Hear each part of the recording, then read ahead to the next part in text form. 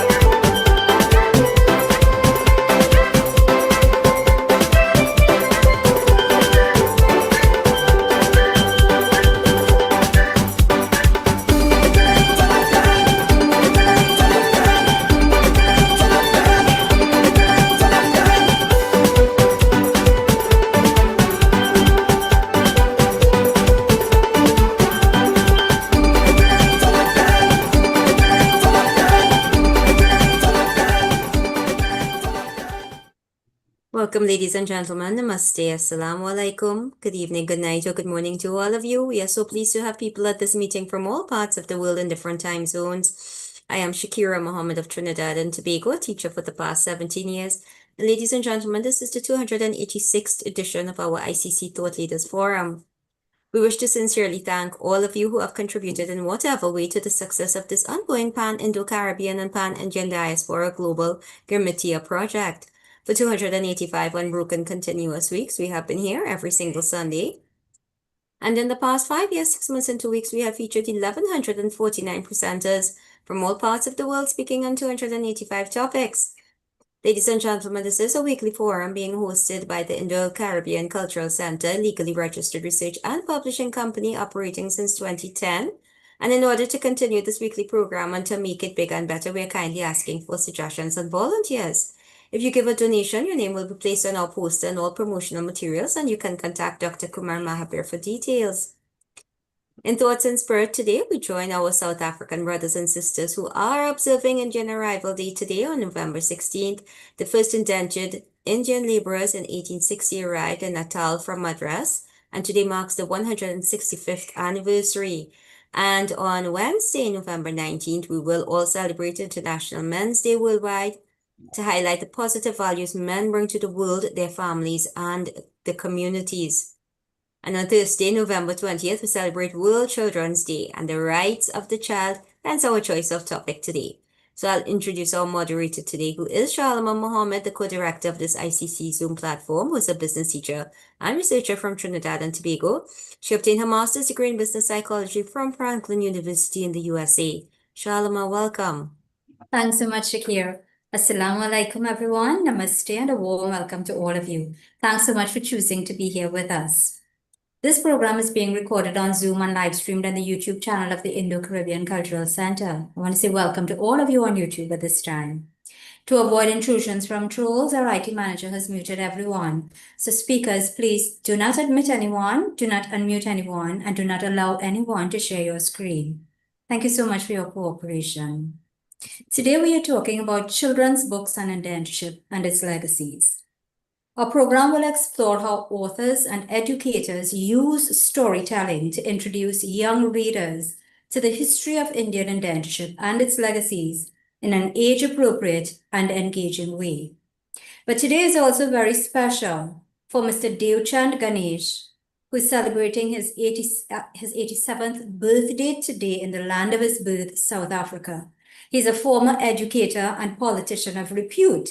He's the father of a good friend of ours, Narendra Ganesh. And I just want to wish him, such a special happy birthday today on the anniversary date of the landing of the Truro. And I can just imagine how fortunate Narendra is to have had a father who's 87 today, who would have been sharing stories about the Truro's landing and about Indians in South Africa, the whole indentureship experience to him when he was a child. Unfortunately, not everyone has that luck to have someone who would be as knowledgeable as Mr. Ganesh Sr. And so our speakers today fill that gap with the work that they've done. Our speakers will highlight the importance of preserving cultural memory, fostering empathy, and helping children understand migration, indentureship, resilience, identity, and grammatology through accessible narratives which they've documented in the form of books. The session will also emphasize the role of children's literature in bridging past and future, the past and the future, ensuring that the legacies of indentureship will remain visible, meaningful, and relevant for generations to come. It's my pleasure to introduce you to our first speaker. This is Dr. Fauzia Jelani Williams of the USA. She currently works as an educational consultant for curriculum and also editor for Eid Stories Institute. She's the author of several books. Welcome. Assalamu alaikum. Namaste, Sat Sri Akal. Thank you so much. Good morning, good afternoon, good evening from wherever you are, and thank you so much for inviting me on this lovely panel. Can I share my screen with you? Certainly.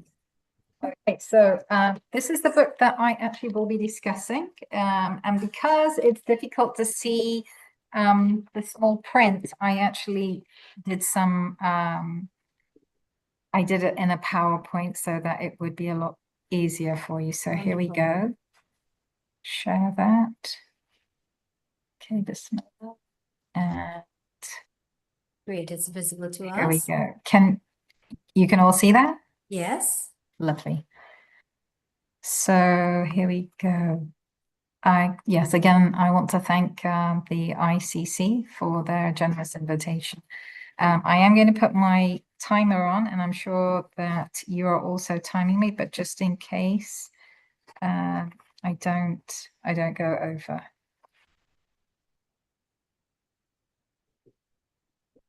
I'd like to share this with you initially, just so that you can understand. It's something that you probably already know, but trying to find children's picture books about indentured service was very challenging, about communities from India, Africa.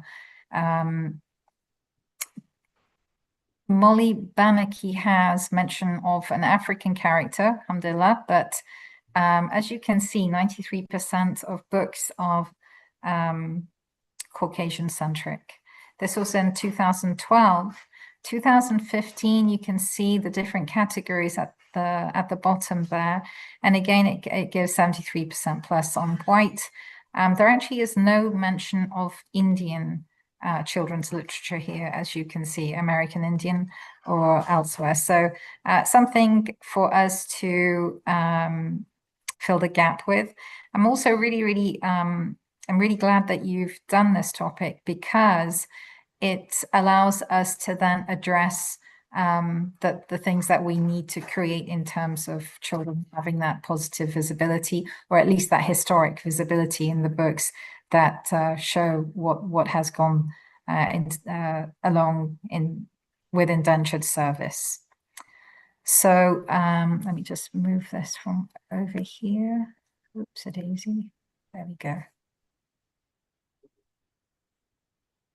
So there are very few books. I didn't come across any with Caribbean and Asian experiences, but I thought this would be a book that would allow us to explore children's literature about indentureship. So Molly Banaki offers us an entry point into a chapter of history that's often overlooked in classrooms. Molly Walsh is not a real person, but the character can provide a window into the lives of real people throughout history for children from who want to know about the history of India and Africa. So it's not the best, but it gives a window. So indentureship is overlooked partly because children's historical narratives often center on more familiar themes like slavery, westward expansion, or immigration, while indentureship occupies an in-between space that's harder to categorize. It doesn't fit neatly into frameworks typically used in school curricula, and so it's rarely highlighted. So I'm actually going to share the story with you in an abbreviated way. It's published by Houghton Mifflin Company in 1999. So Molly Walsh is a 1683 character. She was created by Alice McGill and illustrated by Chris Soonpeat. It's actually the harsh life of Mary. I beg your pardon, it shouldn't be Mary, it should be Molly. Molly, as she works as a dairymaid. So it's a cold morning. She's milking the cow. She does this every day as a dairymaid. But there's a problem. In this picture, Molly is warned that if she will go to a court if she accidentally spills milk again. So if the cow knocks the bucket of milk, that this will be disastrous for Molly. So for servants, even accidents were punished like crimes. Courts treated a mistake such as spilling milk the same as theft. So because any loss was seen as harm to the master's property, poor people were assumed to be at fault no matter what. So an innocent accident became a punishable offense. And so this is what happened. The cow in the story knocks the milk is spilt. And so now she has to go, Molly has to go in front of a court. So usually the penalty is death by gallows. I wonder if I can move that. So in the Middle Ages through 1700s, English courts used a legal loophole called benefit of clergy. So benefit of clergy is where the person who is going to be hung at the gallows is given an opportunity to read the Bible. If they can read the Bible, then they will go into indentureship. They won't be killed. They won't be hung. So this is actually, I just thought it was interesting to share the verse with you. So if they can read that, then they won't be hung. So apparently in this story, Molly reads, and so she doesn't have to be hung. But again, reading at that time with poor people, it wasn't something that women could do, especially from the lower classes. So it is a story, but it's a way that Alice McGill, the author, wanted to show how this character went into indentureship. Oops. So her life was spared, but the justice sentenced Molly to 7 years of bondage to be served in a colony across the ocean. Having no family, Molly Walsh, age 17, said goodbye to England and boarded a ship. So many people went through. Here it doesn't look so bad with the way they are in the boat, but the conditions were horrific. So this moment reveals how the state used distance displacement and forced migration as tools of social control while simultaneously fueling the labor demands of the expanding colonial world. So there's Molly. She's now serving for a planter on the eastern shores of Maryland. She's working very hard. And the work that she has to do is akin to the work that a male would do. So it's there's nothing easy about this life at all. So after 7 years, Molly is freed. She's done her service of indenture. And so the farmer gives her an ox, cart, a plow, 2 hoes, a bag of tobacco seeds, a bag of corn seeds, clothing, and a gun. So again, it's a story that allows us to see a window into the indentureship that people were forced to go through. She's a young girl, a young lady, and so it's difficult. Neighbors come around, they build her a one-room cabin, and they also help her collect her crops. But the problem is it's just too much work, and so she needs help. And as was the custom back then, the horrific custom, there were slaves that were brought in. And so Molly was able to get a slave to help. But Alice, the writer, does put in the story that as soon as Molly saw him, she was going to free him after he had done his work. So this scene reveals the brutality of Maryland's slave economy, where African men were commodified and publicly shamed on the auction block. By contrasting Molly's finite indenture with their perpetual enslavement, the passage underscores the racial hierarchy of unfreedom in the colonies. Molly's choice to purchase a man in order to free him illustrates how individuals could momentarily disrupt the system while still operating within its coercive structures. So Molly communicates with him through gestures and through hands. So this moment reflects the realities of the colonial world, where individuals from different cultures had to convey meaning with limited language and under highly unequal circumstances. So wherever in the world indentured servants were, language was a huge problem. So he tells Molly his name, Banaki. Saying his name becomes an act of visibility, a way of asserting identity in a system designed to erase it. So I do remember when I went to a certain part of the world, well, I was in the United Arab Emirates, and in the schools that I was initially working at, and this is back in 2011, there were many cleaners, and yet I noticed no names would be given. If they'd been there for years and years, I would say, well, what's their name? And they couldn't tell me the name. So this was a change that we brought about. You don't not give somebody their name, their visibility. And so alhamdulillah, things are obviously, it's different now. But that change had to be made.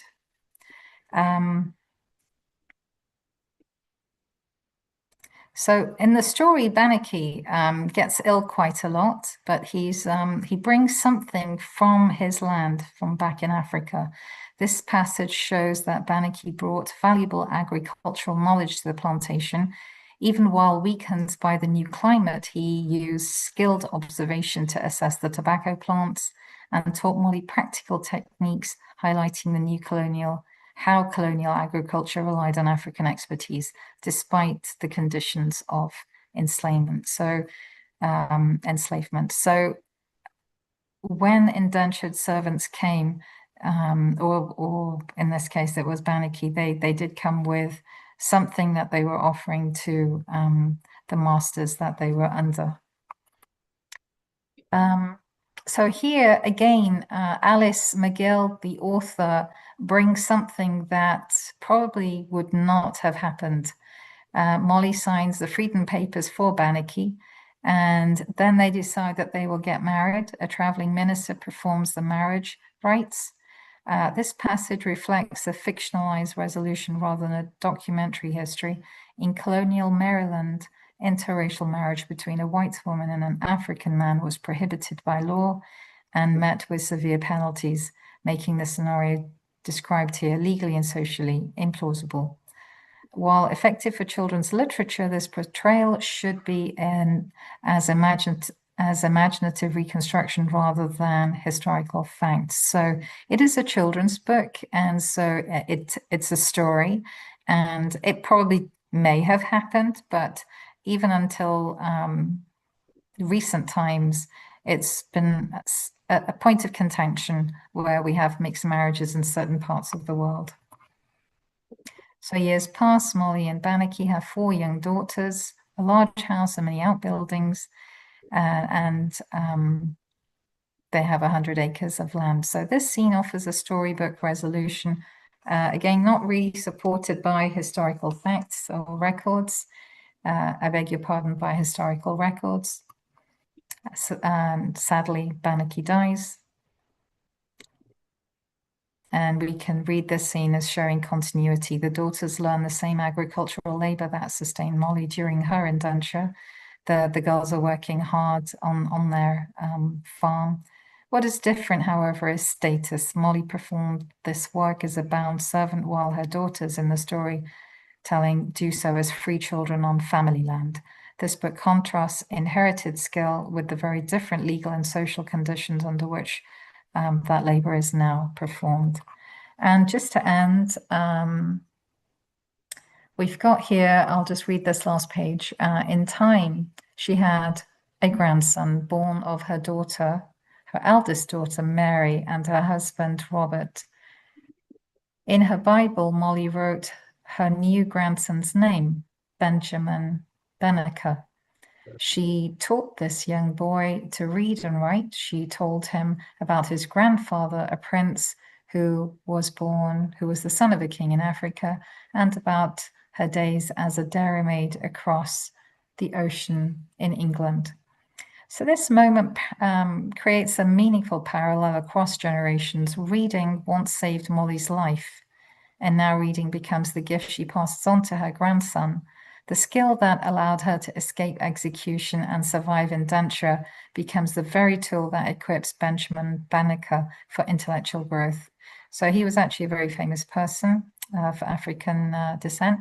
The book highlights how literacy functions both as protection and as empowerment, shaping the future of the child, just as it shaped the fate of his grandmother. So I think I've almost reached the end, but I will stop there. Thank you very, very much. And I hope that was... Thank you very much for that. Ladies and gentlemen, I put a message in the chat. I invite you to raise your electronic hand if you have a question or a comment for Dr. Jelani Williams. You can go ahead and please just look in the reactions button at the base of your screen, and you will see a raised hand icon. Fawzia, do you have any knowledge or have you found any books with similar parallels to Indian indentureship? So I think there's many, many stories, but unfortunately, we haven't had those written down. And this is something I think the ICC has created a space for, where we can collect and at least begin that process, because it is something that needs to be documented. And the fact that I can't easily find, it's not just indentureship from the Caribbean or from India or from Africa so much. This was the only book that our public library, which is very well resourced, this is the only one that they had as a picture book. There are some as chapter books. There was one that she handed to me, which I have it here somewhere. This one here by Rachel Feld, Calico Bush. I chose not to do that one. I tend to generally stick with picture books, but I think this is something that's very, very important, Shalima, that we need to springboard on this and create those for the present generation. Thank you. Another question. What age group is that book relevant to? The story is a little bit heavy, I found, and I wondered about it being for children. So I find that they are very sort of,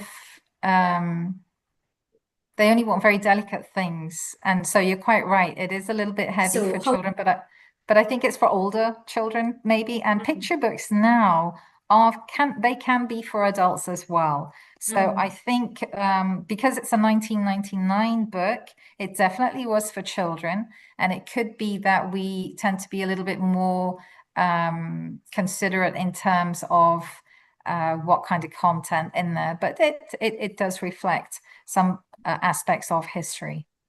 Yeah, possibly pre-adolescent or adolescents might have an appreciation for it and not be disturbed emotionally, hopefully, from the story. Yes. Yes. Yeah. Thank you. Dr. Mahavir has a question. Right. First, just to recognize Daryl Grantham, who is in the audience there. He's a guy who does the poster every week. I just want to acknowledge and recognize him. Dr. Fawzia, very great presentation. I probably missed it because I was doing some work behind the scene on this Zoom here, admitting people and whatnot. Where is the setting for this story, and who were the colonizers? You probably said it, but I probably missed it. So it's a story that started off in England, but it's written by Alice McGill. And so the character went to Maryland, where she had to do 7 years of indentureship. So it is an American story, but it also brings in the African slaves. So we have a little bit of a spotlight there in how, but that would be an indentured servant versus somebody who was in slavery, who did get their freedom. But again, it is written by an American, Alice McGill, and so yeah, it has a particular scope in terms of the history that it is covering. Yeah. And if I'm correct, I think she adopted this boy who she married later. What's the age difference? So according to this story, because Molly Bannicky is actually, she's a fictional character. She's not actually a real character, which I actually did think it, you know, she's talking about somebody in a historical figure. Benjamin Banneker is a historical figure, so she may have decided to introduce Benjamin Banneker from this story. But very typically, yes, there were indentured servants from England who came here. And yeah, I think it is a work of fiction, but it also has that spotlight into what is actually happening or happened in the past. Thank you. Thank All you. right, great. Thank you very much. I'm seeing Pitamba's comment. Pitamba, yes, I think it's about time. So, Dr. Fauzia, Pitamba Prasad is a Guyanese who has written and has done several poems, and I believe is inspired by you now to compile an anthology based on this particular story. So, thank you very much for that. Thank you so much. Thank you. Take care, and you. all my best to your family. Thank you very much. Ladies and gentlemen, we'll now move on to our second speaker and we'll bring it right home here in Trinidad. This is Dr. Premnath Gupta. He's a writer, biographer, social worker, former school principal, Hindi film scholar, lecturer in Indian cinema, and author of the children's series titled Indian Diaspora Reader. We're very happy to have him.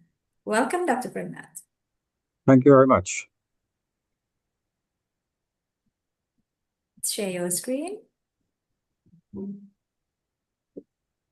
Good. Are you seeing the screen there? Yes, Okay, thank visible you. to us. Thank So, you. Thank you very much for the opportunity to share these books with the audience. And I'll be looking at 3 books that I've done. First one, Indian Diaspora Readers, which is really 19 volumes, very small books. Nandi Village 1 and Nandi Village 2.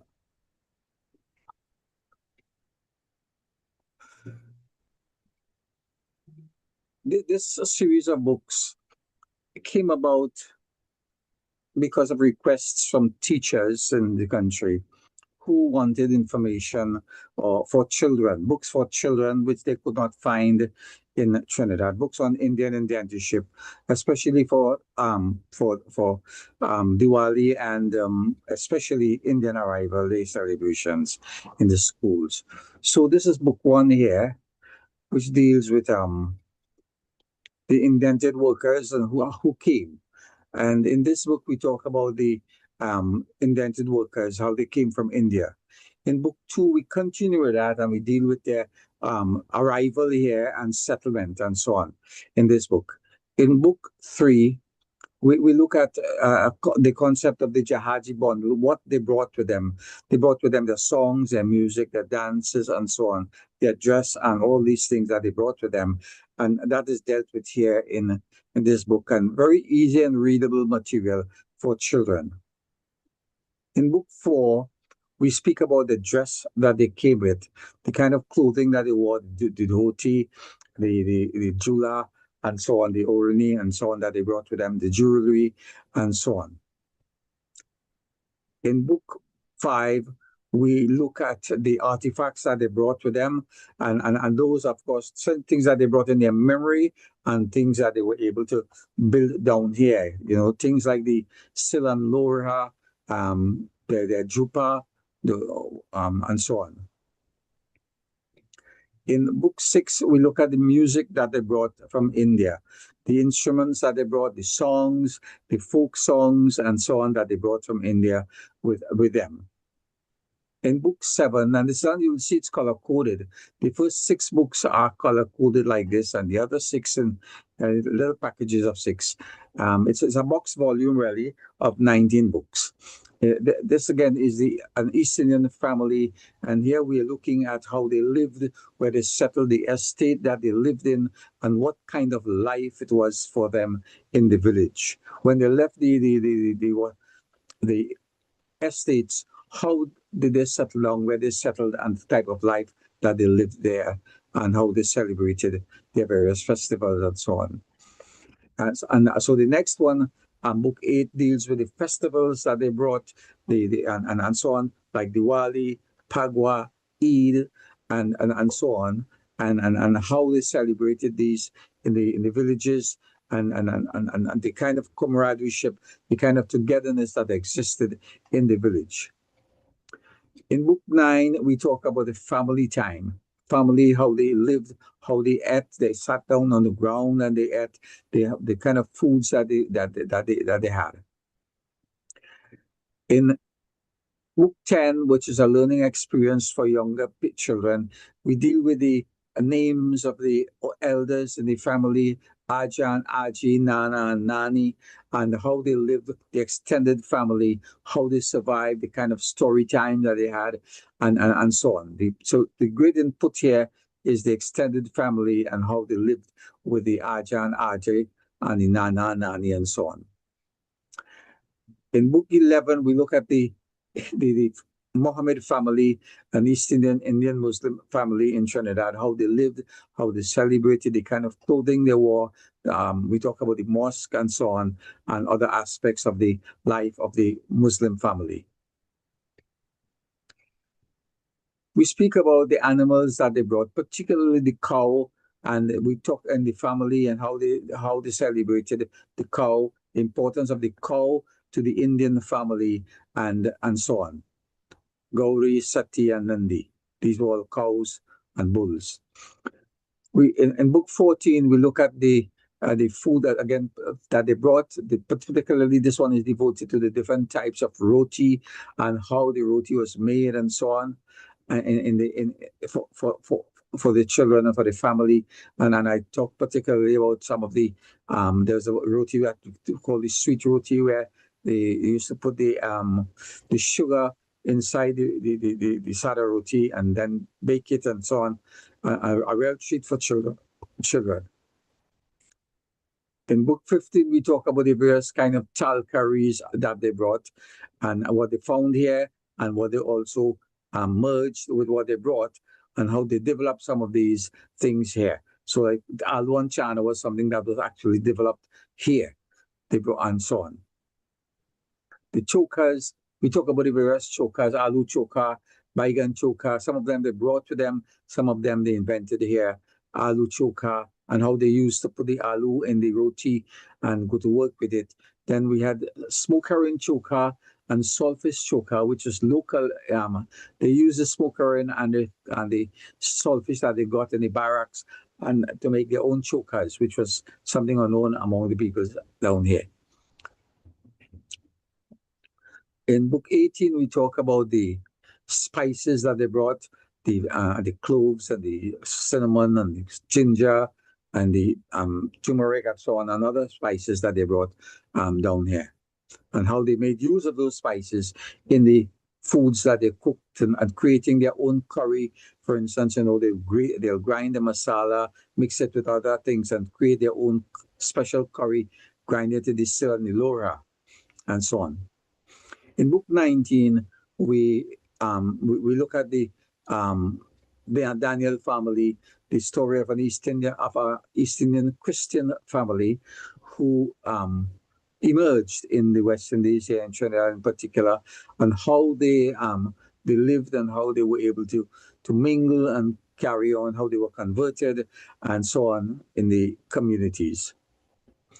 So just to give an idea of what the pages of the book, a sample of the pages of these books, what they look like. This is the Jahazi bundle, and there's really a lot of pictures, drawings rather, and very little writing, not much. And these books are good for children from the infants right up to, let's say, Form 2, the entire primary school, and up to Form 1 or 2, and even later is quite useful for children. So this year, when these Indians came, what they brought with them Jahazi bundle, and just to give an example of what it looked, what the book. Generally, this is a sample of what all the books look like with pictures and little writing. So here we have the Jahazi bundle and explanations of what the Jahazi bundle is and what it contained, and so on, what they brought with them in terms of everything else. The other books in the series that deal with some of these things.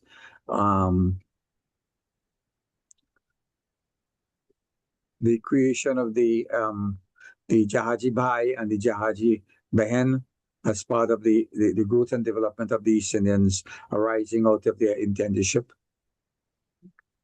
The Jahaji Behen is a sister, Jahaji Bhai is the brother, and that remained a kind of relationship for the rest of their lives.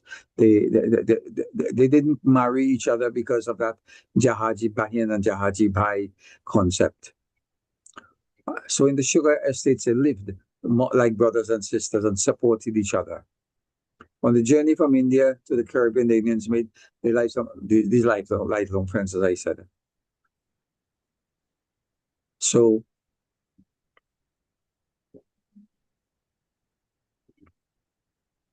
at the end of the book, there is a section with new words that children could look at, and the parents and teachers could help them with teaching. The words are on the left-hand side. On the right-hand side, there's a short little comprehension about, what did you learn, what did the Jahaji bundle contain, some of the answers. What is another thing that could be found in the Jahaji bundle, and so on. So some short questions that will test their knowledge of memory of what they've read in the book. And this is the book, the series, books in the series. The other book I want to pay a little attention to is Nandi Village. And this was written, again, for children and for young adults and adults even. What I did with this book, I took actual incidents, actual true life incidents, historical facts, merged it with indentureship and historical things, and created stories for them. So in this one, some of the stories created Journey to Trinidad, where a grandmother is telling the story of her visit to Trinidad really. Manuel's barracks story, he talks about his story, life in the barracks, which is an important aspect for children, and monthly kata in the Nandi village. And for my research, the monthly kata was one of the most important things in the Indian villages, the Indian settlements, and this helped to keep the village together. The stories about that. The first Bhagwat that was held before Ramayana Yagnas became popular. They did Bhagwats, which was very popular until the 1950s, and by the 1960s, the Ramayana began to get thing. Then, of course, Bachu and the derrick. This is about working in the cane fields. Not many people know about the derrick, what the derrick is. The bull, the importance of the bull in Nandi village, and how the concept of the bull and religion was used by smart men in the village to hoodwink members of the village. Verma, the slingman in the Nandi village. The slingman here is a drawback to the days of working in the sugarcane fields, and who was the slingman and what he did. The saga of Sadhu Bundhu, and this was a story about sadhus who went from village to village in those olden days, and meeting, and they will spend the night at the homes of people. And let's bring back to mind, how they survived and how they lived as they went from village to village. The second part of that book deals with the payday at the Jerningham estate. Is an example of what a payday was like when people who worked on the estates after the indentureship ended, and the kind of bazaar atmosphere that existed there, where people gathered and where hawkers gathered to sell so much to these people who now got their pay and was coming out, and so on. This one, Nargis Woes, is about her husband and alcoholism and so on, and how the estate owners paid workers with alcohol for overtime work and so on. Guru, a teacher and Hindi scholar, And this just talks about Buddha, who was a Christian in the village, but he was the only educated man in those days, and how he mingled with the villagers, and in some cases they even became the president of the Hindu group, the Hindu temple, and so on in the village, because they could read and write. And of course, they were the ones who interposed between the village and administration. The Chinese shop in the village, the role of the Chinese, and they built shops all over the country, and how they mingled and how they worked with the Indians in the village and so on. Every Indian village actually had a Chinese shop, more or less. Mostly, this is how Jesuit comes on a long visit, and this here is like when in the old days, like particularly in 1940s or 50s, when an aunt or someone came to the village, came to visit the family, the kind of welcome she received, and how they would, if they were meat-eating families, that's the time they will kill the cock from the yard and have a great feast, because auntie from so far came to visit for that day. Munya and the shaving rituals, and this talks about the shaving rituals that is performed when someone dies and so on. The last part of the book, the day Prakash met his trial, this is about one of the things that prevailed, one of the stories that prevailed in the villages, the trial when Rajesh shot Pagal's mule, and the work of the mule and so on. The day Mr. White Man came calling. The white man actually visited some of the villages. Kewal and the Patik. Patik is one of these, what we call the 1% now, the Syrians who went from village to village with a pack on their back and a hamsack and so on, selling their stuff from village to village. They'll give you credit, and they'll come back and to collect their monies and so on, and you can order what you wanted and they'll bring it for you. That was the Patik, and today they're some of the richest people in the country. We call them the 1%. Today Sukram drank the puja punchin. This they did with the deep puja and so on, where the guy actually is a kind of what you call comedy there. Bala Joban Man and the Jewel, when Ranjit Kumar brought the first Indian movie to Trinidad. This is merged in the stories, and where he built the dual carriage in Port of Spain, the Wrightston Road. Tall Boots Pundit and Maniram's 3-day puja. This talks about the role of the pundits in the country and how they went about doing their pujas. Actually, when they went into the muddy areas, they will put on their tall boots and walk. They'll have their slipper in a pack in their bag or whatever, and then when they reach, they will take out the tall boots, put on their slipper, and then put on back the tall boots when they were ready to come out from those areas. Rishi and the Bala Joban haircut. Coming out of the Bala Joban movie, there was a particular haircut, and a lot of people at the time wanted that particular haircut. Rajesh and Chuck are thrown out of the cinema. This is about now starting to go to the cinema and how they behaved. And there was a Chuck out rally in the cinema, and if you made noise and laughed too much, they will actually throw you out of the cinema. A nighttime wedding in Nandi village deals with the weddings that were held in those days, and they were nighttime weddings. They were not daytime weddings until 1950, 55, somewhere around there, daytime weddings started. But before that, all weddings were held at night, and the descriptions here about the nighttime weddings in those areas. The first tent cinema in Nandi village. This is about the spread of cinema in the Indian areas, where the people who show these movies, they took them to the villages and started a tent to show. The people couldn't come to Port of Spain and Chaguanas, so they took the cinema to them in the tent cinema in the outlying areas. Rajesh looking for a job, and how he left the safety of his village and went into the town looking for a job, and all the difficulties that he found. Savitri goes to a Ramayana movie in Tunapuna, and this talks about going to the cinema. Shopping for Suniti's wedding, when they will leave the village, maybe in Caroni or somewhere in deep south, and come to the central areas, shopping areas like San Fernando and Port of Spain to shop, and the difficulties that they faced when they went wearing their Indian clothing to these areas to do shopping. Mahesh and the Trace Mule, this is about, again, work in the sugarcane fields. A Rawan for Ramlila, talks about Ramlila and so on. Right, and the last part deals with the emerging society, the Indian centenary celebrations that took place in 1945, and I deal with some of the stories coming out of that, going away to study. In those days, when a young man or woman, a young boy from Trinidad was going away to study, it was really, really a big thing, and sometimes half of the village would go to the airport when they were going to take the plane to go away, and they would go with them to the airport to see them off and so on. The Mike men comes to the village, they roll up the Mike men in Nandi village, and others, how they spread Indian songs throughout the country. Chin's radio, again in the Chinese shop. The first man to buy a radio in the village was a Chinese man, and he would play Indian songs when Indian songs became available in 1948 and so on.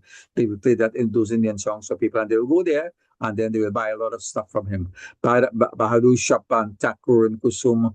And of course, the last one here is the right to vote, which talks about the 1945 elections, when they told the Indians, already generally, if they could only vote if they could read and write in English. And there was a big campaign by Ranjit Kumar and others regarding that.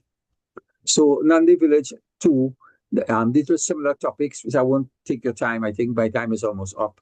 So Nandi Village deals with similar stories. The Nandi Village, the Panchayat, which I talk about here, mango trees that came from India. And a lot of people don't know mango actually came from India. The Panchayat, Branches written searching for roots, going back to India and so on. The wedding and so on. Some interest arranged marriage. And the arranged marriage was a real big thing in those days. And the pundits who bought the first bicycle in the village and so on. The Holi celebrations, the bus coming to the village for the first time, it was a big thing. The day Mr. Grant, the white man really went to a wedding in the village. Lakshman's the extended family. This deals with the problems with the extended family. Mahal, I don't know if any people remember in Trinidad, there was this character called Mahal who used to travel around the country pretending to drive a motor car, and he would stop and his story is a really nice one. That actually he was an actual character in the villages of Trinidad and Tobago. This one talks about women's power in the cane field, you know. And there are other stories, Raju, this talks about the Mahapatar and so on in the village, the Jari, the importance of Jari, Kausil, Ram Kisun buys a tractor, and this one is based on an actual true story of a man buying a tractor, and nobody wanted to believe that he actually had the money to buy it, and so on, from rags to riches. Three colorful characters of Nandi village, the singer, the drummer, and so on, and we talk about Nandi village, the Naujawan orchestra, the first Indian orchestra in the village, and so on. Radha ties Roshni's belly, and that's about Obia and so on. Dulahin, ghost. Khan buys a goat for Eid and so on. It talks about, the celebration of Eid and so on. And Bades and Shankar wrestling. And these are two characters, Bades and Shankar actually wrestling in Karani village and so on. So these books were meant to convey to young people parts of our history, aspects of our history that are being lost. Thank you very much. Wow, this is absolutely fantastic. And one of my questions was what inspired these books? Well, I think you just answered it. So what do you hope for your readers to take away from all of this? Because this is absolutely amazing to me. The important thing for our readers is to gain an understanding of our history. Much of it deals with our history. The three books, particularly the second and third books, they weave historical facts into a fictional story, but maintaining the actual names of the people. For instance, when I talk about Ranjit Kumar actually existed. He actually brought the first Indian movie to Trinidad called Bala Joban, and he actually went and showed it in different villages in the country using the 10th cinema approach. When I talk about Bades, Sagan Maharaj, and Shankar, they were actual people in the country, but they were wrestlers, and they wrestled in the villages, and not many people know that. So I choose that aspect of their life. When we talk about when the old lady tells a story of coming to Trinidad, she actually tells what I would say samples the story of so many people who came to Trinidad, being told that they were coming here to shift sugar, and so on. So people know that what it was like, you know. And of course, the other parts of it, when they've settled and other things that came up, the night weddings, and that actually happened. We actually had the night weddings up to the 1950s. And then after that, gradually, they did away with the night weddings. Then Mike Penn took the songs from the Indian movies and popularized them through the villages. These guys will just drive through the villages. Actually, I have a book I've written on the Mike Men of Trinidad and Tobago.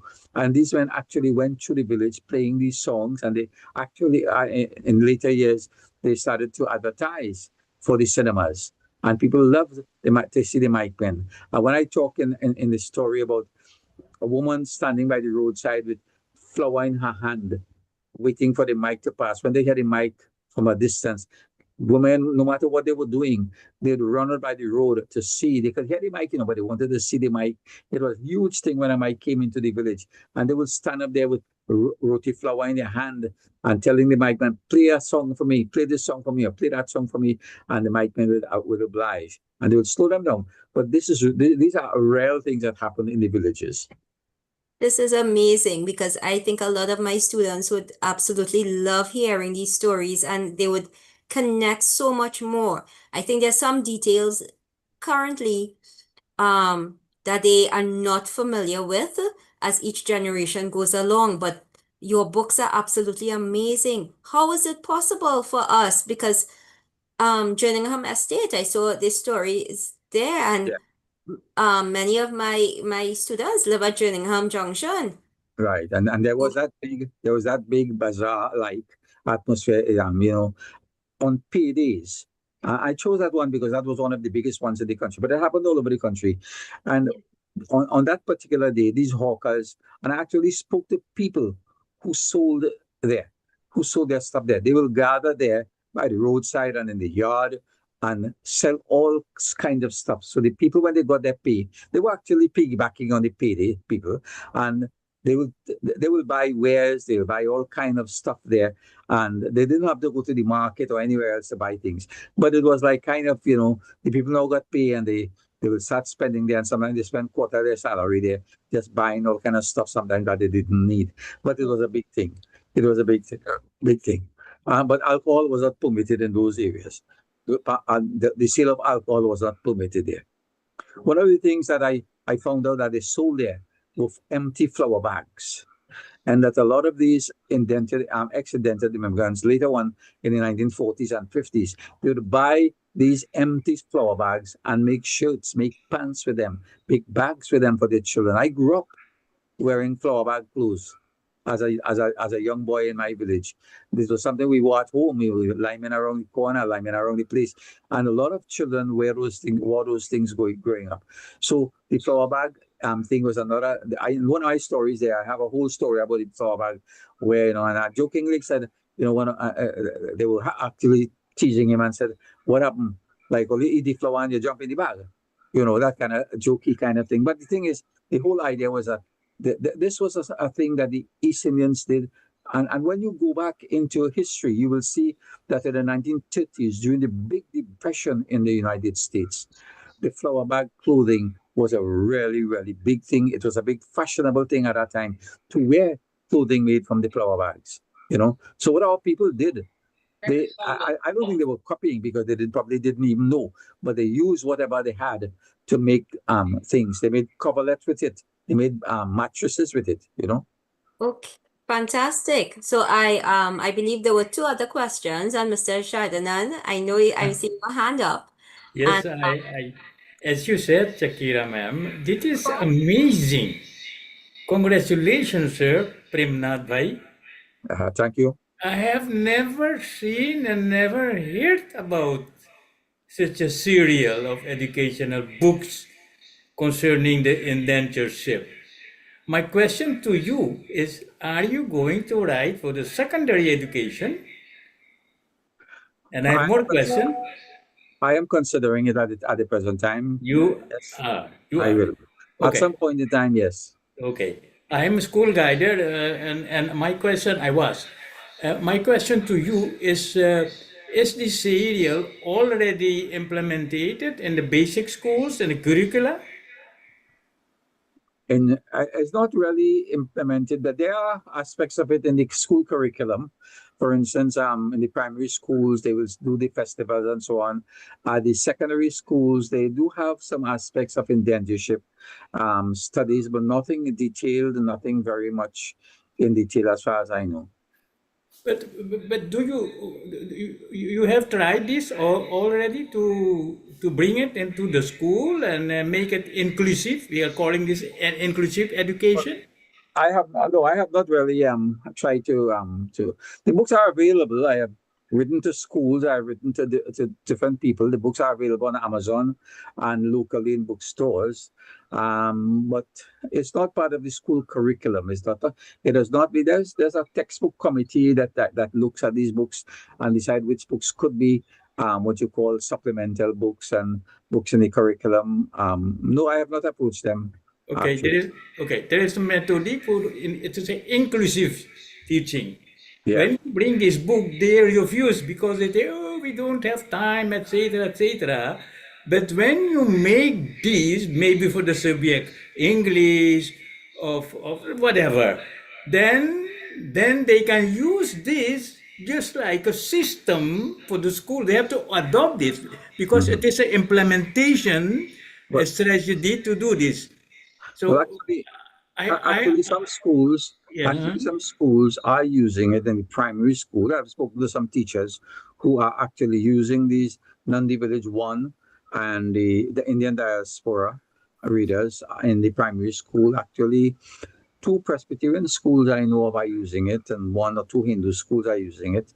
But which state is that? In New York? no, in Trinidad. Are you understand that? Oh my God. Yeah, Okay. in Trinidad. Yeah, this is in Trinidad. Okay, the second question is, I think we have to translate this in at least in Dutch also, and in French maybe for Mauritius. You know, and how can we do that? I want to help Well, you. I am open to someone. If anybody wants to do it, I can.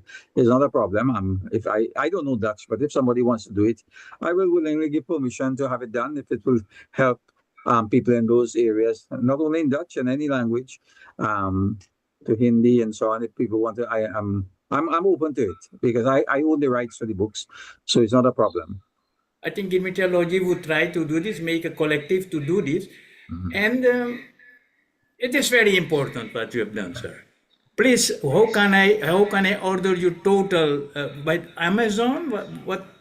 How can I do that? The Nandi Village books are available on Amazon among other books that I have, but the publisher for the what you call it the Indian Diaspora Series readers is a local publisher, Caribbean Educational Publishers, owned by Teddy Mohammed Bookstores. He has published them, so he has the rights to that particular series, but he has not put it on Amazon, so it's only available locally through his company, through the if you are interested, if anybody's interested in getting it, I can always put you in touch with the company because they are the ones who printed it and are selling it and so on. I want to take this seriously for the Netherlands and for Belgium and for Suriname. Yes. But maybe Shakira or Salima ma'am can note the books, and I want to try to order this, and I will going to see how can I make a team to translate all your series in Dutch with your permission. Yes, of course. Yes. Baba, Aye. Baba, but more importantly, we have to have a conversation with Dr. Premnath Gupta because he's one of the persons we should bring in on the grammatology chat. Okay.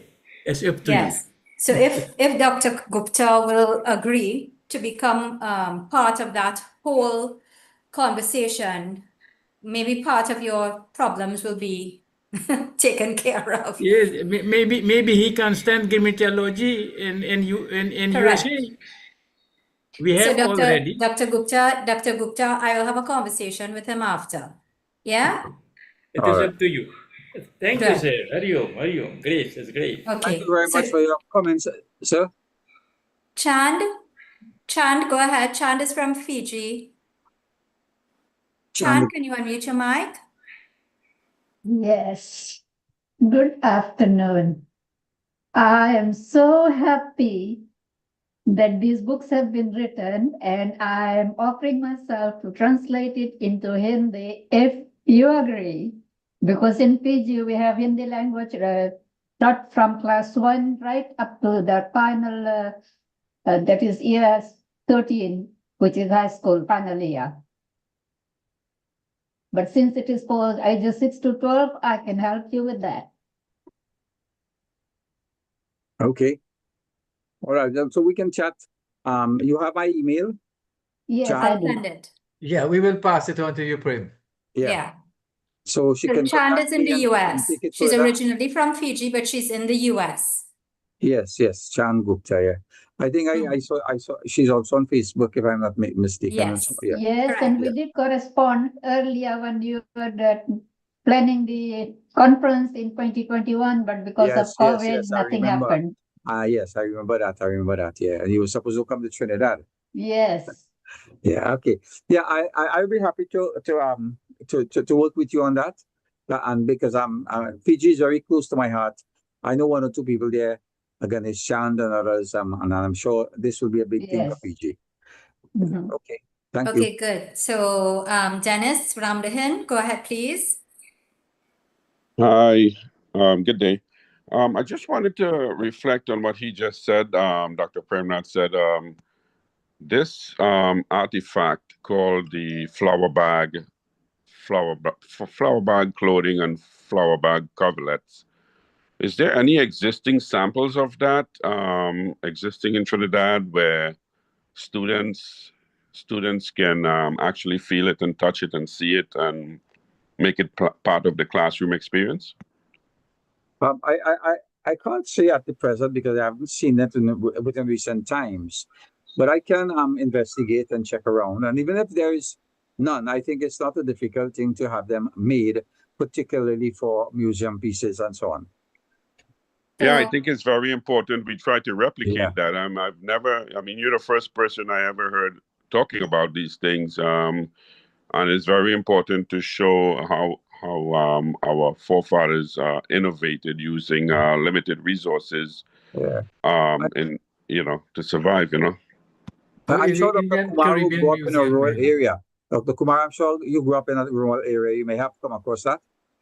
Yes, I am aware of it. so my own parents, my grandfather made clothes out of flower bag for mom to wear and for dad. And Noor, if you remember last year when we visited down in Faizabad, I don't remember her name, this elder. She made pillowcases out of the flower bar and she Yes. embroidered it. So she Yes. still has that and absolutely beautiful.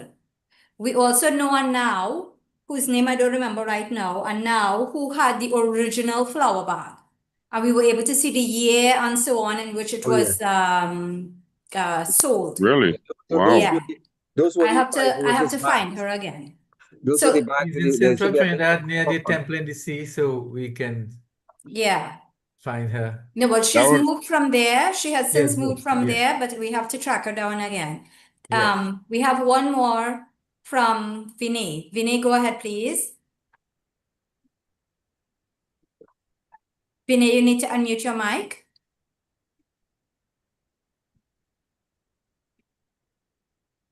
This is Vinay from Hi. Fitness. Yes, go Hi, ahead. Shukran. Assalamu alaikum. Can you all hear me? Yes. Oh, yeah, I just wanted to say I'm a big fan of Dr. Gupta's work. I've read many of his books on The Mic Man, his work on Bala Joban, that Bollywood movie. So I just wanted to say that I'm a big fan of his work, his writings, and I know many others, in particular, young people coming up who are trying to study our history and customs who take a lot of inspiration from his writings. And I'm in the process of seeing how I could get in contact with those publishers and ordering my copies as well, especially because I have some young nieces and nephews, and I definitely want them learning about that aspect of the history. Mhm. And I think one good thing would be I know people were talking about translating to Dutch and Hindi, and that's all great. I think that would be a good initiative, but I think it'd also be really cool if we could look into translating versions, perhaps simplified versions even, into Trinidad Bhojpuri, particularly with teaching younger persons. And so that would be something I would be happy to get involved in. But yes, Dr. Gupta, thank you so much for your writing. Just wanted to hop on and say that. And thank you very much for your kind comments, sir. And if you need to contact the publisher for the Indian Diaspora series, you can also contact me also, and I will get all the information for you. Yeah, we'll exchange numbers. Okay. Yeah, All thank you. right, excellent. So I just want to raise one comment that's on the chat, and this is from Dr. Sita Shah from Guyana. She says in schools in Guyana in the 50s to the 90s, they used flower bags to make embroidered tablecloths, pillowcases, hand towels, baby hammocks, etc. And she discovered these items in Montana in the US. Further, the flower bag hand towels are sold in supermarkets in Montana. Can you believe? Some of the source of the flour in Guyana is from Montana. So there we go. Oh, and Premnath, that story about, you call him Mehel, but we learned from mom and dad about Shakira, what was the guy, the Mahal. bus driver? Mahal, Mahan? Mahal.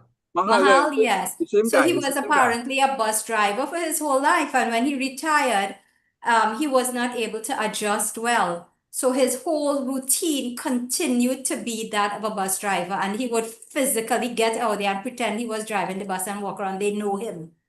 So I'm so glad you have it The documented. thing is, the stories I got is that, in the later years, that he would go from village to village driving his Yeah. imaginary vehicle, and he Yeah. would park. And if he parked in an area like in Arima, there was a story that he parked near the market, and someone came and parked there, and he actually brought the police to tell them to say, this guy parked on my vehicle, on my car. Yeah. I mean, there are a lot of stories that went out. Yeah. But yes, this was a national character, and people know him all over the country.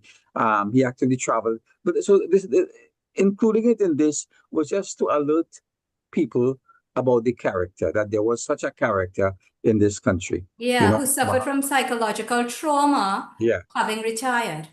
yeah. Yeah. So There we so go. yes, So I'm glad that the stories kind of evoke some interest. I was wondering if people would yeah.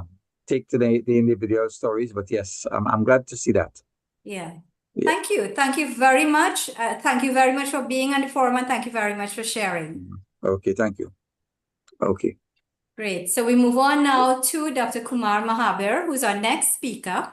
As you all probably know, he's an anthropologist, university lecturer, executive director of this particular ICC program.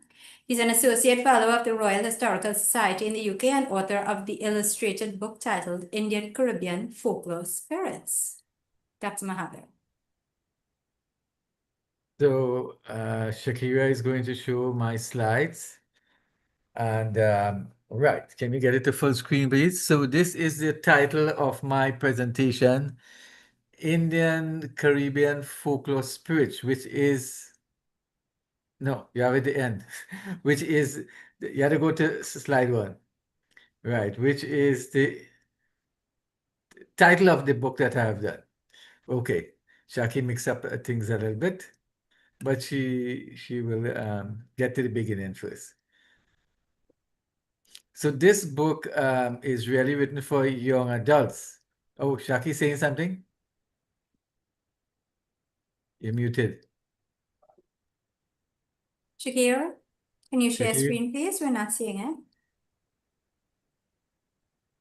Right, so get it to Start from slide 1. yeah.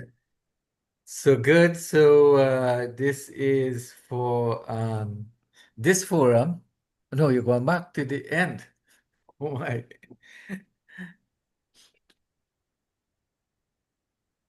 Go to slide 1. I do apologize. I don't know why it's sticking and it's not. But just go back or something. Yes, I did have it on the first slide. Yeah. Okay, so let me try one more time. Yeah. Strange. If not, I will have to do it, but One of the ghosts are taking over there. it seems so. Right, go big screen now. Yes. I think you'll get it there. right? Click. It's animated, so you have to. Yeah, it Right. keeps Right, clicking. right. Good. So this is the title of my book. It's for young adults, really. As Shalima has mentioned, there's a lot of heavy material and it's not really suited for children in primary school. This is the cover for the book, beautifully illustrated by Anissa Khan. She was a 11th student then when I met her. She's now a teacher at Naparima. This is the back cover of the book. You would see that these spirits were really identified. They were probably existing before in the Caribbean, but they were really identified during indentureship by these particular names. And so hence the connection to indentureship and the topic for today. So I'm going to quickly go through these spirits, supernatural beings. There are 5 of them. Rakas, a deformed demonic child. No. Go back to that slide. A deformed demonic child. Then the Churail is spirit of a deceased pregnant woman. I think Dr. Primnath mentioned this character. Then Sapin, a snake woman, which is kind of pervasive in a lot of cultures. And then Dibaba, again, you'd find this character by a lot of names, by different names in different cultures, protector of the house and land. And then a jinn, but there are a lot of jinns everywhere, thousands, millions, but this is Sheikh Sadiq, who can be captured in a bottle. Now, I want to confess that this little book, about 40 pages long, took about 3 years of research. It was very, very difficult. Even elderly people who I interviewed didn't know of these spirits. So it was a challenge, right? Let's go to number 1, the maracas, right? So I have the pronunciation, I have illustration here. And this is really a newborn baby that resembles a rat, a monkey, or frog, right? The baby, newborn baby. And it has a dark complexion.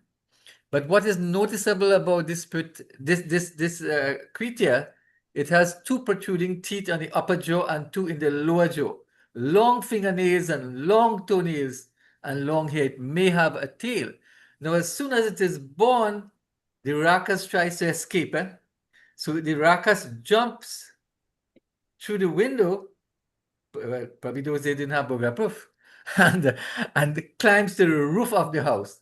And when it gets to the roof of the house, it will, next slide, it would squeal the name of its parents, right? Because the parents would really be the potential victims. Next slide. And then as soon as this child is born, the midwife, right? So in those days, going back to Dr. Prima, those days women didn't go to hospitals and health centers and so on to have deliveries. They would deliver the children at home. And the midwife has to strangle this child, this creature, not really a child, by placing a sill, that is a grindstone, on the chest as soon as it is born. If it survives, it will try to claim the lives of its parents and those of others by clawing its victims and puncturing their neck with its sharp teeth. But even if the rakas is not killed by the midwife or somebody else, it wouldn't live long. It would die naturally. Now, it is said that a woman gives birth to a rakas due to her bad deeds, karma. I heard that karma yesterday from somebody in this audience. Right. Next. Right. So this is the Churail's second spirit. Second supernatural creature. Churail, the spirit of a pregnant woman who died during childbirth or committed suicide during pregnancy. She is depicted, so you see her in the night or you may hear her, or if you see her with long, unbound, disheveled hair streaming over her face. She's dressed in white, and she carries a fetus in her arms. So in the dead of night, you would hear her crying, wailing sorrowfully, because she has not given birth to her child, because the child died during childbirth. And so And you'd sometimes hear the child crying. Now, the child cries like a cat. So sometimes in the night when you hear a cat crying and the sound resembles that of a child, it may well be a churil. It may well not be a cat. Well, right, so the churil again. The churil cries because the churil, the woman's internal grief. She has lost her child when she took her own life. And this spirit attacks women, pregnant women, whom she follows and possesses them out of envy, because she she wasn't successful in bearing a child. And so she attacked these women, and these women suffer miscarriages. Right, go ahead again. So the child may even attack a former husband, right, through the onset of sickness, and he may die too. Go ahead, next slide. Then we have the serpent. So this is a common creature called by different names in different cultures. Beautiful woman, beautiful, who bears the image of a cobra along her spinal column. Some people claim that this image could also be on the thighs, so you have to look out for this shape. It's really a shape like a varicose veins. And at a certain time of the year, when it is full moon, and at midnight, this shape comes to life, right? And it bites the husband or whoever she's sleeping with on the tip of his tongue when he's in bed with her. But he doesn't die suddenly. He may die soon after, days before he may die. And after biting the person on the bed, the spouse and so on, this snake would return to the mark on the body. Now, this woman usually has about 7 husbands, because they die. So she has to find another one. She's beautiful, so there's no challenge in finding a husband or a boyfriend. But what's interesting is that the woman is not aware of the snake bite and doesn't feel anything at the moment. And the man, the boyfriend or the husband too, doesn't feel anything. They are not conscious of this mysterious incarnation, right? But she's a sad woman, because she cannot really have a husband all the time. So they don't feel the bite, they don't see it really, they don't even see the snake, no, right? Now the man or the boyfriend doesn't really die from the snake bite. He may die with some accident or illness or some other way he may die. Or he may commit suicide. And the husband or the boyfriend never dies in the house. It's outside the house. Go ahead. So this is like the Medusa. And then if a man suspect, and there are men too who are serpents, you have to look for that shape in the skin formed by the hair, or like a varicose veins. So if the man or woman suspect that the spouse is a serpent, they have to perform a Nag Puja to placate this spirit, and then they wouldn't die. Right? So like a woman, a man would also have this snake, this shape in the spine, and he has to identify it, or somebody would identify it, right? We went through this already. Next slide. So now we go on to Dibaba. Again, a common character, spirit. In all cultures, you would find a spirit protecting the land from dangerous forces. And Dibaba can take different shapes, as Dr. Premnath had mentioned. In this case, is a white man on a black horse, headless horseman. So again, connecting to indentureship, right? Colonial slave master, he rides a horse through a sugarcane plantation. He has a whip in one hand, a chain in the other. And Dibaba can also take the form of a black rooster. So this motif of a black rooster, black cock, or a black dog is very pervasive, right? And Dibaba has to be fed, has to be placated, because you want him to protect your property. And it depends if the provider is vegetarian or not, right? Certain offerings would have to be made. If vegetarian, then you have to make sada offering. Non-vegetarian, sattvic, right? Non-vegetarian devotees offer canned sardines or a black cock or rooster. So people, even recently, even a few days ago, just by accident, somebody was telling me that they have to participate in a puja. So that's to protect the property. And sometimes a goat has to be sacrificed, sometimes a pig.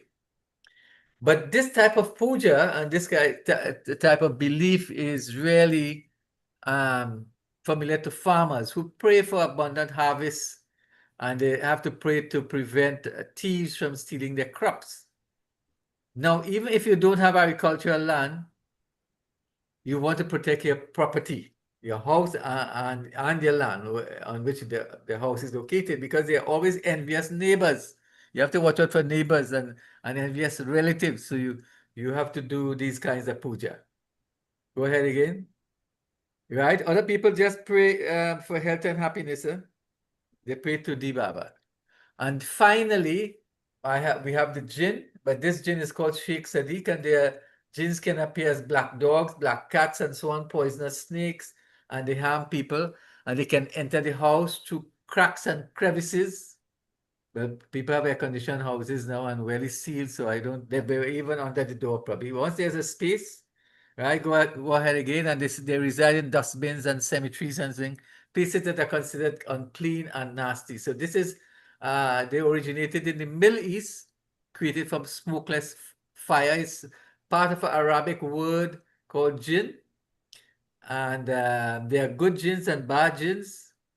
And I have visited imams and so on to do this research, and some of them invoke the jinns. Some people can see the jinns. Okay, next slide.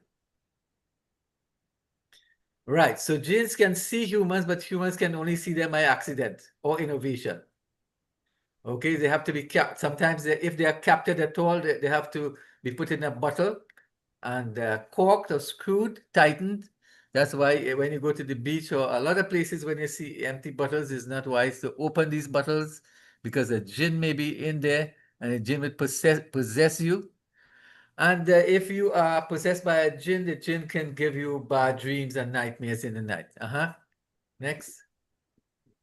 Right, so holy men can become the medium of good jinns, and people go to these men for counseling and healing and so on.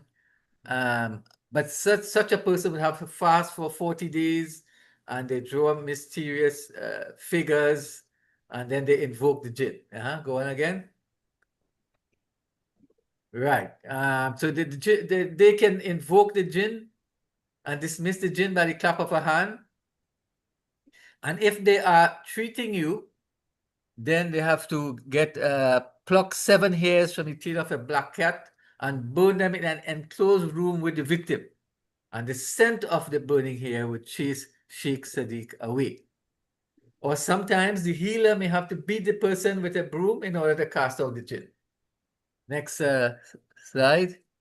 Right, so I'll give you a description of these 5 creatures, supernatural beings. So the book has testimonies. So I have actually interviewed people. I've put their first name only to protect their identity and the age and where I met them. And I've interviewed people who have had experiences, who have seen or have been possessed by these creatures. And you see, I have documented their testimonies here. Right, next slide. And then what I have done in this book, for each of the 5 creatures, supernatural spirits, I have drawn similarities with spirits in the Caribbean, like you have Mama Glow, half woman, half snake. So a lot of similarities, there are a lot of similarities in folklore. Beautiful woman again, and she resides near a river. And in the book too, I show that there are similar spirits in distant cultures. Like in India, you have the Nagas, men and women. They have the Nagin, and they have a lot of movies and so on. showing the similarities. Next one. And in the book, for each of the supernatural character, I have written notes for readers. So this is intended to be a resource for schools. And I've done research and I've shown that there are films too with similar creatures, The Legend of Sleepy Hollow, in which is adapted from a novel, where the headless ghost rides on a huge black horse through the woods. So a lot of similarities, and black dogs in horror movies such as The Omen. So a lot of notes, supplementary notes I have put at the end of that page with these characters, right? So I think that's the end here. This is the back of the book again, and this is the end of my presentation. Thank you very much. All right, thank you very much for that, Dr. Mahabir. What age group should be reading this book, sir? So this is for young adults. It's not really for primary school, it's more for high school. Because, you know, a lot of things here about abortion and miscarriage and that kind of thing, and the man and the bed with the sapien, and he's bitten on the tip of his tongue and he dies, you know. So kind of bordering on adult stuff. What has been But the response to these books? I know oh, you've had it published for some time. What has been the yes, response? the response has been good. It's on Amazon, by the way, so you can go and order copies, and I think I may have to do a reprint. I had 5,000 copies sold already. I just have a few copies remain. I hope I may have given you a copy. I'm not sure. I have a copy, yes. Huh? I Pardon me? have a copy, yes. Right, I give you all my books. Right. So I have these books here, and I think I would have to do a reprint. But you see, this is unique. Nobody has ever documented these spirits collectively. Huh? So people like Dr. Premnath has done some research, but usually it's one character. But I've pulled all of them together in one book. Yeah. Okay, let's get a comment from Vinay. Yes, Vinay, can you you have unmute to your mic? unmute. Hi, yes, can you hear me now? Yes. Yeah, I just had a question, Dr. Mahavir. I actually have a copy of this book as well. Good. We enjoy using it to scare the younger kids in the family. But Right. I was just curious to know, when you were doing your research, did you ever come across another figure or character known as the Patna? Partner, no. Yeah, Patna, Patna. No, because there are a lot of spirits that are called boot, but they don't have a Mhm. particular, you see, that's a generic term. They don't have a particular Right. form or name. So you say boot, but you know, I wanted to get Mhm. somebody with an identity. Oh, Uh, okay. this is what I found. Yeah. Yeah, I was just curious because I remember talking to a few older ladies, and they mentioned that Patna was some sort of spirit, like a boot, but they would say it in particular to tell like children not to go out late at night, like walking on the main road or something. But other than those few ladies, I was never able to find any kind of mention of them from other people. Yes. So good. Mm. Thank you. But I've exhausted this research. I went to Guyana and so on, and Mm. Suriname to see if there were any folklore spirits, but there are a lot of them, but without a particular form or name or shape or identity or behavior, Did right? When you went to Guyana, did people know about the Ruckus and Yeah, oh, okay. they know. Okay. But when you go Guyana and Suriname, you talk about the buck, which is not Right. particularly Indian spirit. So, Yes. so this is interesting that whenever, if you go Google on the internet, Trinidad folklore spirits, you would find the French Creole kind of spirit, like Laja Bless, Lagahu, Duen, you know, you won't find these Indian spirits. So this really fills a vacuum. And once NALIS, the National Library, was having an exhibition on folklore spirits, and I pointed out to them, well, look, you don't have anything Indian there. And then they try to correct it and they enlarge a big cover, the cover of my book, they enlarge it and so on, and they corrected it. So if you do not have these Sapin and so on and Churil in any work on folklore spirits, Caribbean folklore spirits, then you are discriminatory. Yeah. Good. Thank you. Dennis. Yes, Kumar, very interesting.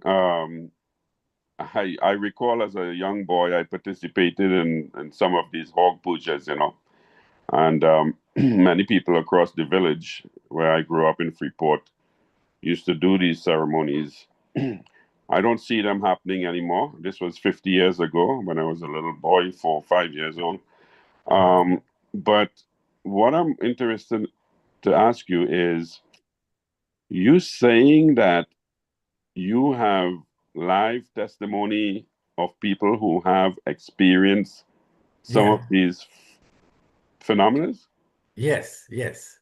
So I interviewed people across the country, everywhere, and they have testified to me that they have seen or they know someone close to them who have experienced or seen these spirits, right? Or heard of it.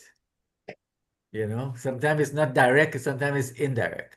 On the other point with the deep puja, people do these deep puja even up to today. As I told you, I was talking to somebody and I was mentioning I'm going to do this presentation. And Lisa had son and the daughter-in-law are preparing for this deep puja. So it's quiet, it's underground. People don't advertise, they don't announce it because of the stigma. Right? But it's there, it's there.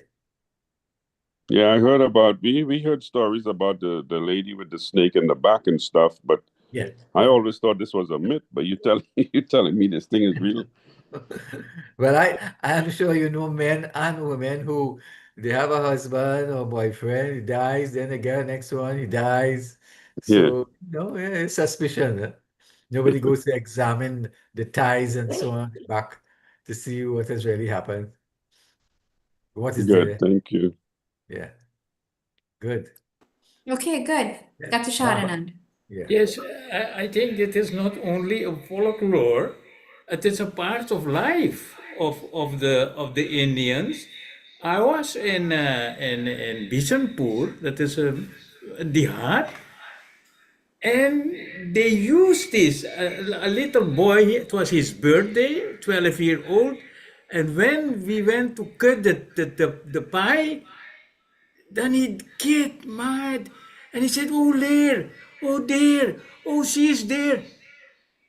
And he told me the day after he has seen a lady in black clothes calling him to go to her.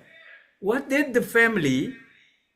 I said, okay, we have to talk. No, they took this boy going to a pandit and not go to hospital or something. Go to the pandit and the pandit gave him something, bound, and he came back. He was silent. It is a part of life in India still today, and I think in Holland we have these too. Yeah. So This Shalima is a is reality. This psychologist. is not She may have a fiction. different This is interpretation. reality. Yeah. I was Thank saying Shalima is a psychologist. She may have a different interpretation for these sightings. Baba is also a psychologist. Oh, yes, that's I am right. psychiatrist, yes, and There I we can go. do spiritually healing too. There we go. Yes. Now, Baba, as you raise that, I want to refer to a comment that I'm seeing, and Dr. Mahaber, I want a comment from you in response to this, please. Mr. Paul Balmukun has raised this. He says, I hope these books come with a disclaimer that these are based on mythology and not based on any scientific studies. We have to be careful, he says, on what we publish in case they are taken as the truth, in inverted commas. Some people in the 21st century still do believe in such folklore, and according to him, that is sad. Please respond. Right. So you see the title of the book is Folklore. Folklore, right? This is handed down. These are beliefs and these are stories. They're not scientific. Nobody has held a jinn and examine it, in a lab or something like that, or a trial. They are just beliefs that people have, and some people just. But look, if we take God, for instance, God, we have different religions and we have gods. I mean, is God scientific?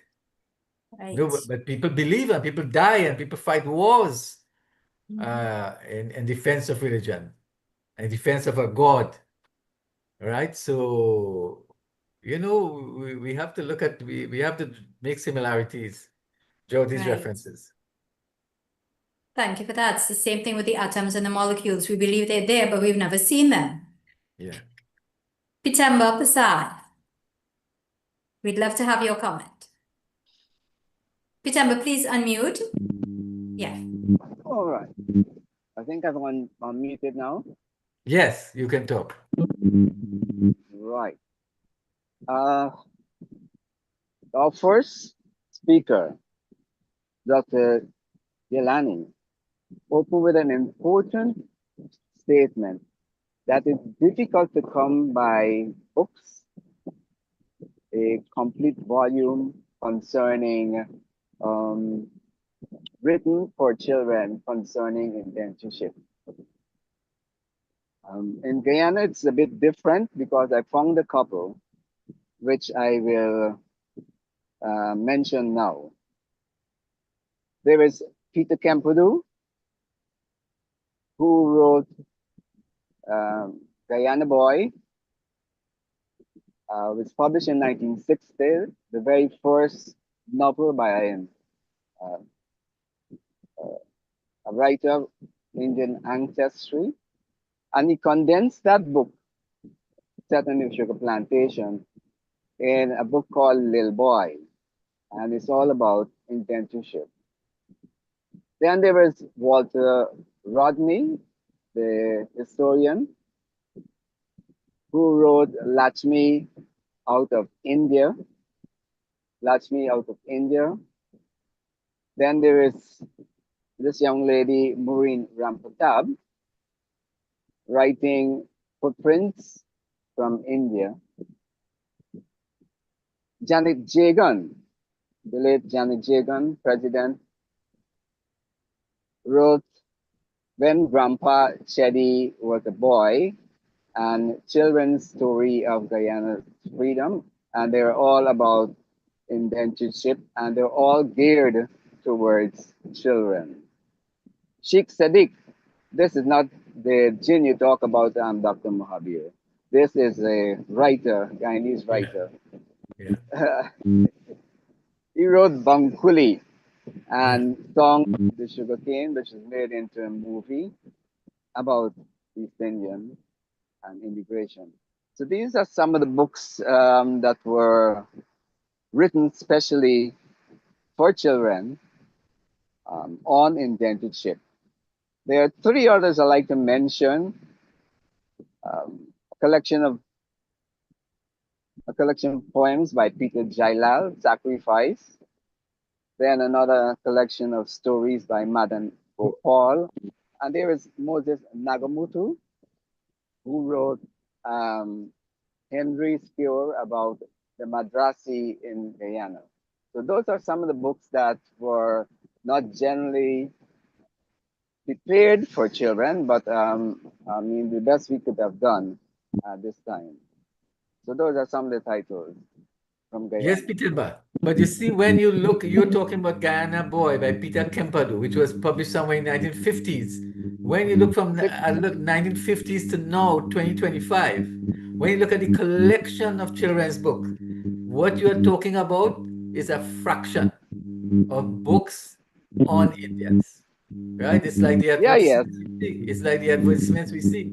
And the images, look at the billboards. So it's a fraction. So we have to take that in consideration. I know most of the books that you have mentioned, and I know Guyana Boy since I was a little boy. So I'm familiar with these books. Yeah. So we look forward to getting Pitamba's books very soon too, his children's books. Thank you very much, you all. I want to bring on our next speaker now, Dr. Mahabir. Thank you very much for your presentation. Thank you. So Rehanna Lal Mohammed was born in Suriname. She's now living in the Netherlands. Her breakthrough debut publication titled Hannah Talks About Slavery and Hindustani Immigration is a historical picture book that compares slavery and indentureship. Welcome, Rehanna.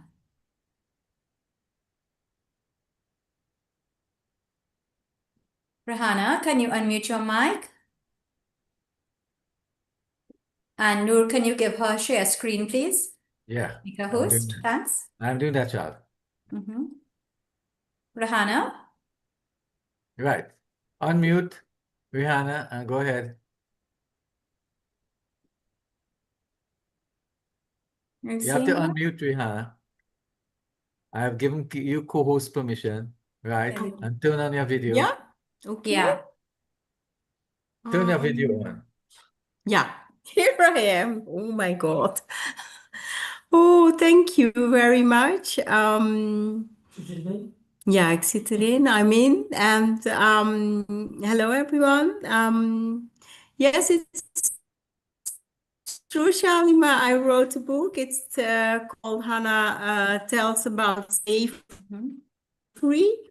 and the indentured labor. And this is the book, and you can read it from both sides, and that's what makes it unique. At this side, you can open it up and you can see that it starts with let me see, with slavery. Right. Yes. And it ends with slavery in 1873 in Suriname. And at the other side, it's about the indentured labor ship. And yeah, they asked me why I told about the indentured labor ship. That's because I'm a Hindustani, so that's what I told them. For me, it was quite normal to tell everyone about my story, about our ancestors.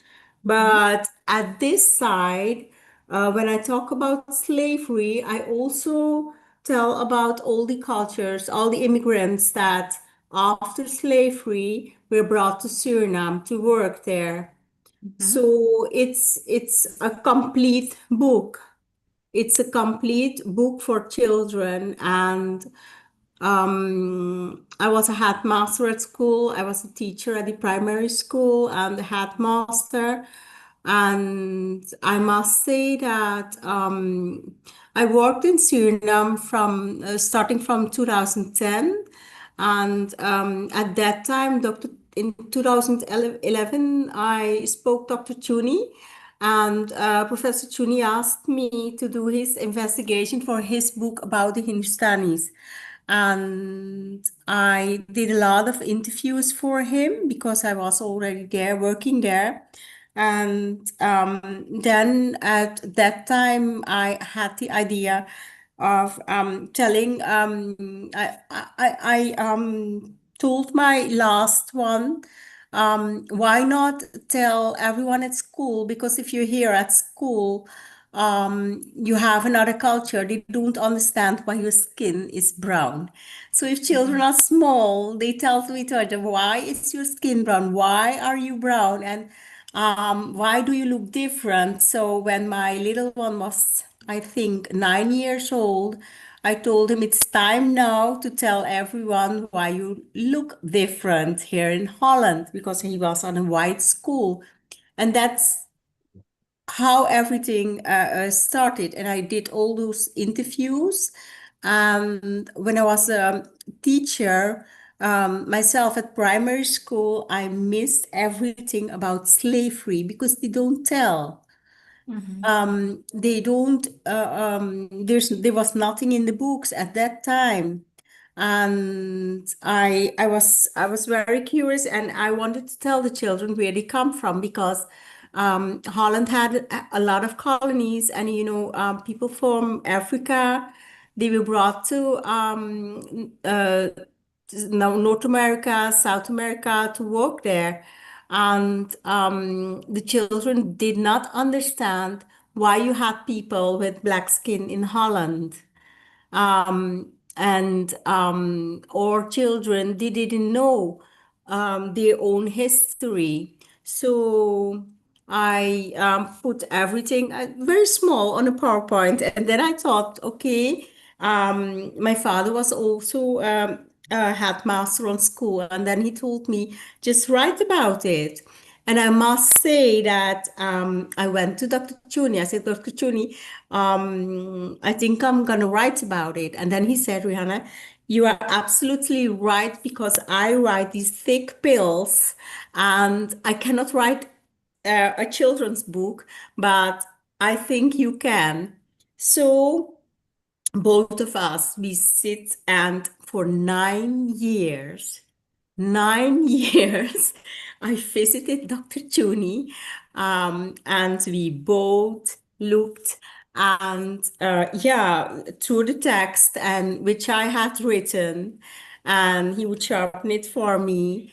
And then I was in Suriname and I was looking for an illustrator. And 4.5 years, it took me 4.5 years to complete the illustrations of this book. So over and all, 9 years. It took me 9 years to finish this book. And I must say, in 2022,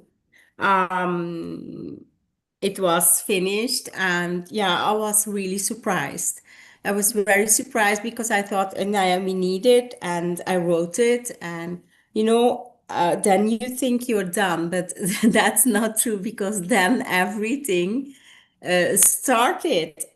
And they invited me on TV in Amsterdam, and there was a Kitty Kotti festival there on the 1st of July, and I had the book with me. But they knew why they invited me, because the press was there, people from the parliament was there, and I had the book with me. I showed them, and one of the people of the parliament who was there, I showed him the book, and a half year later, the excuses came. So I think sometimes it's good to have a book such as these. And I have a PowerPoint. Can I show it to you? Sure, But but if you help me, please.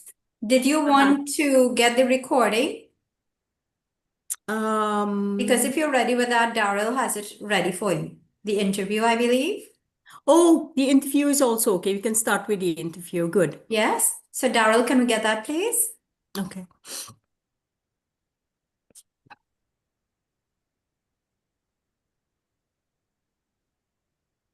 Right, Daryl would shoot, yeah.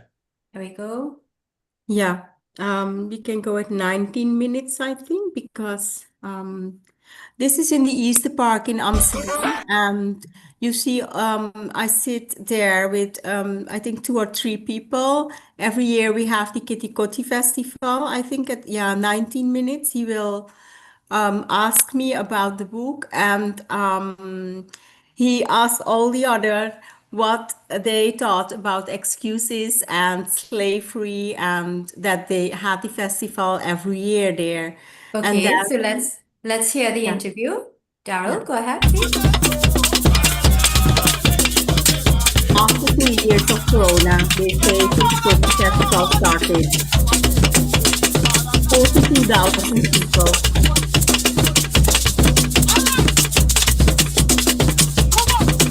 Now, a lot of Dutch people show interest in their history. 90 minutes? Was it 90 minutes? 19?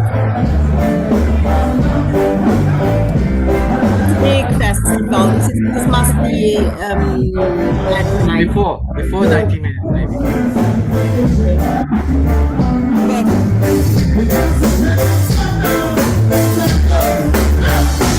Get ready, and then please go back at the first. Let me see what they do.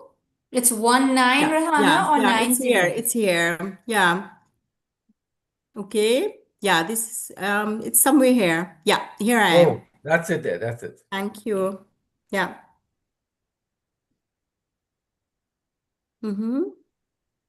Mijn boek vertelt daarin ook eigenlijk dat wij vooral de jeugd ook mee kunnen geven dat we gelijkwaardig zijn. Ja. En politicus in de politiek, in instituties waar we eeuw in, eeuw uit continu ondervertegenwoordiging hebben gezien. En ik kom de politiek in met mijn verhaal en mijn identiteit en met wie ik ben. En ik kom een verhaal brengen en daarmee wil ik ook illustreren dat we nog heel veel te veranderen hebben. Ja, Rehanna? Ja, mijn boek vertelt daarin ook eigenlijk dat wij vooral de jeugd ook mee kunnen geven dat we gelijkwaardig zijn. Ja. En dat we allemaal gelijke kansen hebben. Ja. En dat we niet op basis van kleur nu nog, dat er anders naar kinderen gekeken wordt, zoals het al werd genoemd. En daar wilde ik eigenlijk de aandacht om vragen dat die roots behandeld worden in die schoolbanken. En dat die identiteit daar erkend wordt. En dat we daar met de kinderen al over praten. Zodat ze op een hele eerlijke manier gaan opgroeien. Ja, ik denk dat wel echt een essentieel onderdeel is van de oplossing, als die er al is dat je al begint bij het onderwijs. Want de kinderen zijn 8 uur per dag op school. Het onderwijs is dus een hele belangrijke Superbelangrijk. En als je ziet wat ik in mijn tijd, want je noemt me jong, maar ik ben inmiddels ook al bijna... Je bent jong. Je bent gewoon jong Ara. Ik ben stokoud. Jij bent jong. Ja, Jullie zijn jong. Klaar. Bij default. Nee, maar jij bent inderdaad stokoud en ik ben gewoon iets minder oud. Maar in mijn tijd, ik bedoel, slavernij, dat was echt 1 pagina. Ja. Misschien 2, want er stonden ook nog plaatjes bij. Klopt. En het is een kwart pagina. Nou ja, goed. En als je dat eerlijke verhaal nu aan There was nothing about the Hindustan, nothing about people from dan groeien ze ook gewoon op in een ander wereldbeeld. Ja. En ik denk dat daar echt de essentie ligt. Ja. Nou zitten jullie allebei, Samira en Ara, jullie zitten in de politiek. Hoe moeilijk of hoe gemakkelijk is het om daarin te gedijen? Yes, als jong. I think it's okay. Yeah, you can stop here. What he did was inviting us and asking us how we thought about the excuses in 2022. And it was, Gilly Costa is very clever, and he had me there with the book, and I think 2 or 3 days after my presentation there was a bookstore here in The Hague near the parliament, and they had a lot of books in their etalage, and so people from the parliament could see the book, and they had a big flag of Suriname hanging there, and so it caused a lot of commotion here in Holland, and there were, for years, people were asking for something for recognition, but it didn't come. And now there was a children's book, so I think the children's book was necessary. It helped. And Okay. it was. Rehanna, we have just about 5 minutes left. Yeah. Can you Let's see bring the the PowerPoint PowerPoint. now, thanks? Yeah. Okay. Let me Share. Yeah. Yeah. Great. Can you see it? Yeah. Now, this is the book. Hannah tells about slavery and Hindustani immigration. Can you put it into slideshow, please? Can you see it? Yes, but can you put it into slideshow so that the screen will be larger? Oh, how can I do that? Let's run it like this. Maybe. New slide. Okay, no problem. Okay. Go Let's ahead. go like this. If you ask me, what is the age? I would say 9 to 12, but a lot of people have it on the table next to their Bible, and it's for them a very important book. It tells, it talks about their roots, And that is something that was not available here like that. And why did I write it? And I wanted grandparents to talk with the grandchildren because, you know, we live here in the Western and the day is very short. And children go to school, and just like the parliamentarian said, children are 8 hours at school. And when they come home, they only have 10 minutes with the parents. And they don't know anything about where they come from. And if they go to the mother country, it's perhaps one, yeah, in one time in 10 years or so. So I wanted the parents to grandparents to have a book, and with which they could talk and tell their own stories. Because if my parents would come from Suriname, they had these stories, but they would all these stories ended when they stored their suitcases. And that's that. And at school, there was nothing, nothing at all. So, yeah, they are nice illustrations, and beneath them, you have not that much text.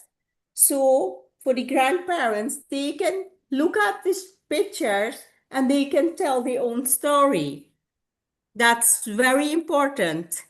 And I also wrote it in a way that they could use it at schools, because here in the library there was not that much illustrated.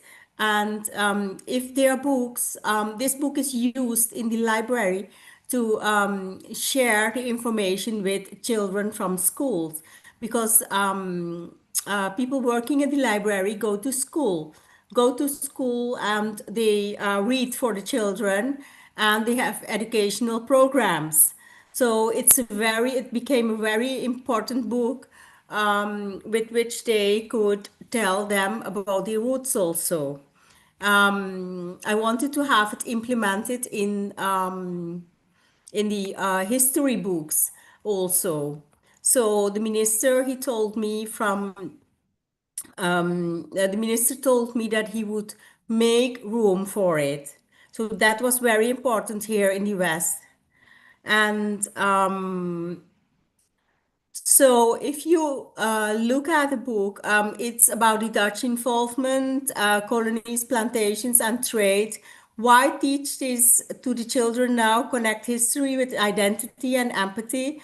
Important concepts, colonialism, human trafficking, diaspora and remembrance and apologies, and perhaps recognition why their parents are here. So, because if you go somewhere, everyone asks you, "Where are you from?" And it's annoying, because it's like people don't recognize, they don't know why you're here in Holland, why you live here in Holland. So I wanted also the white children to share our history, to know our history. Yeah, my name is also mentioned in the Dutch canon. The Dutch canon, that is an overview of key events and figures in the Dutch history. It's very important, and its purpose is to make history accessible to everyone. Yeah, the impact, of course, it increases visibility for young readers and encourages critical thinking and historical reflection. This is also the minister who went to Suriname for the apologies. They sent him. It's Frank Weerwind. I met him there at the park that midday. And this is Simone from the 8 Hour News here in Holland. She's very important, and I gave her also a book so she could share. She could share it with everyone, and yeah, it was good that she had it. Why positive aspects? Accessibility, introduction to history. I also said increases empathy and it supports inclusive canon representation. What I did by writing a children's book here in the West is complex topics now may feel simplified, and museum visits, because I was last week at my this is a children's book, but my latest book is a book for matures, and it's about the independence of Suriname. The 25th November, Suriname became independent. And at the museum here, it's a big museum in The Hague, the Museum, they show, they have a whole room, and it's they have everything there about all cultures. I don't want only the Hindustani culture to be showed. I want all the cultures that we have in all the immigrants that went to Suriname and the native. I want all of them share their history at the same time at one place. That's very important for us. And that's what started with this book. And with the latest book I wrote, I did the same. I have stories from parents, 50 portraits of people who went from Suriname in the 1975 to Holland. So it's very important that we keep on writing, and children's book, they have a great impact if you write it in a way. And it's nice if you if they can do lessons or activities with the book, and they can use it just like I say in the class. And you can also help parents when they talk about history with their children. It's like here, family history. What do you know about slavery? What do you know about indentured laborship? There's a woman, I meet her sometime, and she tells me every time she has a grandson, 6 years. And when he goes to bed, she asks him, which book shall we read? And then he says, Hannah Talks. And she reads every time his own history for him. What is nicer? What is nicer if you are a grandmother or a grandfather that you have a book and you can share your own history?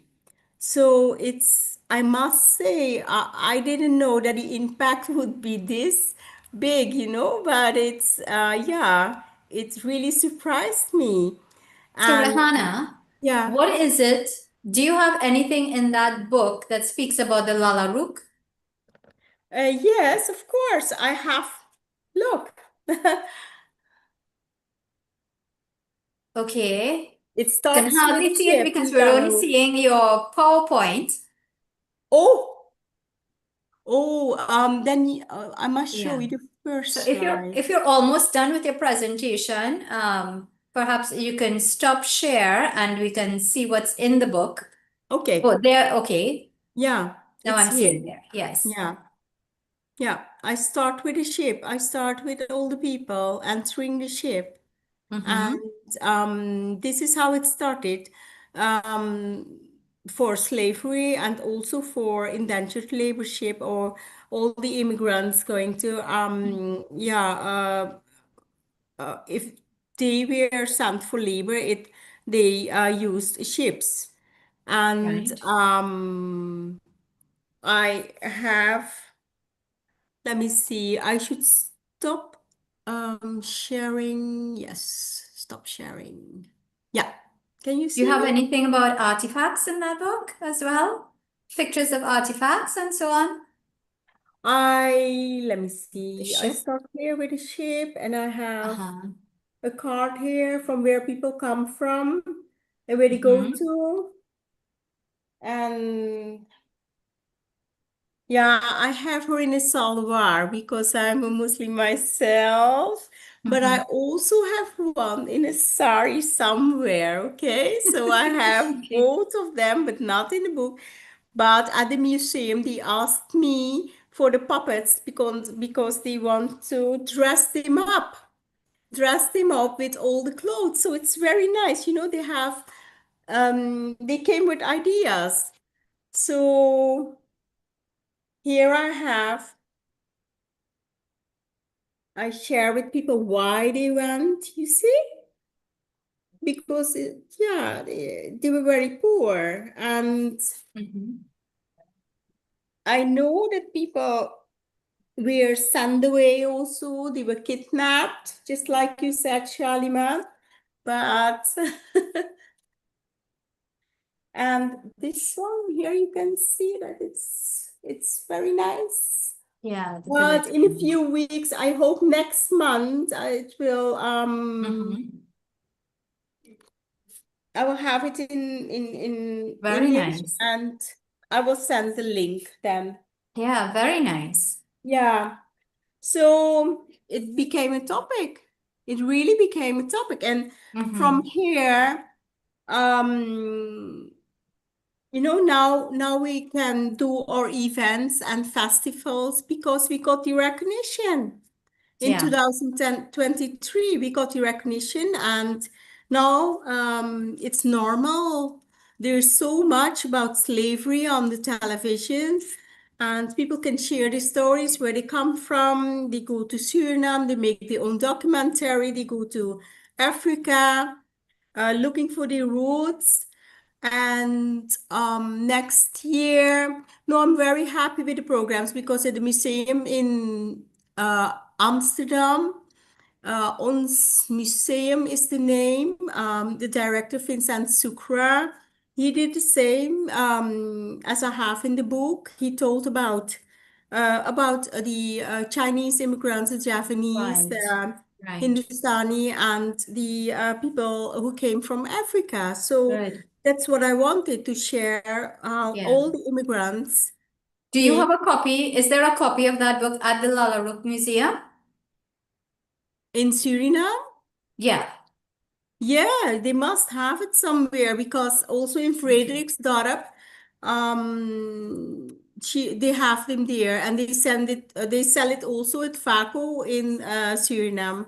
I So see. they have it in Suriname, and also I went to the university because for the Black people, Anton de Kom was very important. Right. This is Erwin de Vries. He made this. It's here in the Oosterpark in Amsterdam, and this is Kwaku in Suriname. But Anton de Kom was very important because he helped all the people who worked in Suriname and who had no wages or very low wages, and he didn't care what your roots was. Right. He was a bookkeeper and a writer, and here I have the monuments also. But I wanted to Beautiful. have Janie Tetery Rapanai. also Yeah. included. Yes, and here we have the ships Very nice. with Good. which it started. So Excellent work. yeah, it became a very important book. Very good. Very good. Yeah. Thank you so much for sharing this Thank with us, you. Rahana. Thank you. I would have loved to take questions from the audience. I'm not seeing any questions in the chat, so I imagine that your presentation shared as much as you possibly could about the book. Yeah. And it is now way past our closing time, so I want to thank you very, very much. I Yeah. also want to say thank you to all our speakers today, Dr. Fauzia Jelani Williams, Dr. Premnath Gupta, Dr. Kumar Mahabir, and to you, Rehana Lal Mohammed. Thank you. Very, very lovely presentations today and quite enlightening. So we know that the indentureship story must be told. And these books that you all have provided are the foundation for the younger ones, and hopefully it will inspire others as it has. From what Pitamba Prasad said from Guyana, it has inspired others to write children's books to fill the gap. Yeah. Thank you very much. Thank you. Shakir, over to you. Thank you, Shalama. And I think from this program, it's going to extend because it is so very interesting. And I'm sure that so many people can see now that these books are available and we can also write our own.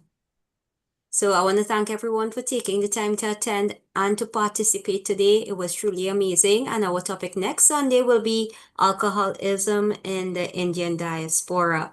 So we want to thank our planning team led by Dr. Kumar Mahaber and Shalma Mohammed. And please visit, like, and subscribe to our YouTube channel to see all our past recordings. I am Shakira Mohammed of Trinidad and Tobago saying goodbye. May God bless you all. Dhanyavad.